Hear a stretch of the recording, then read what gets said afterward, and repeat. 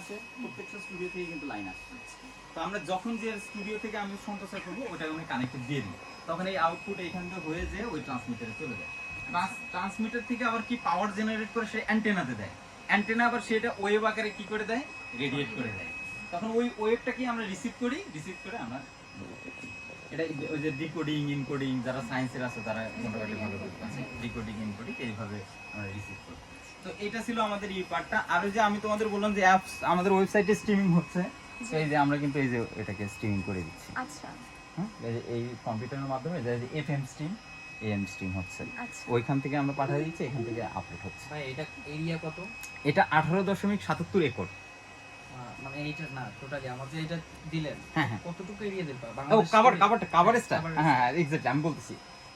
এটা মোটামুটি যেটা এফএম যদি ফুল মানে ফুল ইয়েতে চলে, ফুল ফেজে চলে, তাহলে মোটামুটি 40-45 কিলোমিটার যায়।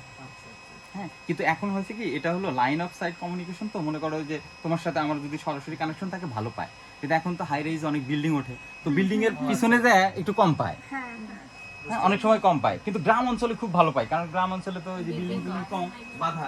মানে এফএমটা হলো লাইন অফ সাইট কম্পোনেন্ট, আর এএম যেটা সেটা আবার একটু ভালো পাই কি জন্য, সেটা সাউন্ড কোয়ালিটি একটু খারাপ হয়। এএম এটা, এফএম এর সাউন্ড কোয়ালিটি ভালো, আচ্ছা কিন্তু এএমটা কি হয় মাটি কামড়িয়ে চলে, এটা বলে গ্রাউন্ড ওয়েভ। আচ্ছা।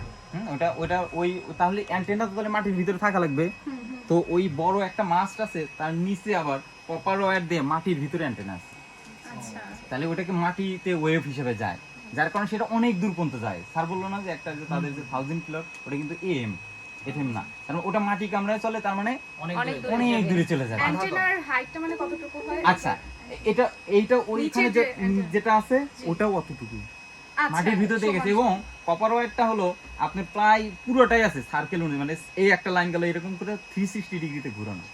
আচ্ছা হ্যাঁ, এরকম কপার ওয়্যার গুলো আছে ভিতরে। এখন এটা মাটির নিচে আছে প্রায় 1.5 ফুট 1 ফুট এরকম নিচে আছে। আচ্ছা, তো আমরা দেখবো সবই যে দেখবো। তা আর কয়েকজন পাঠিয়ে দিই, তোমরা যাও। আসো একটু বেশি করে আনো, অসুবিধা নেই।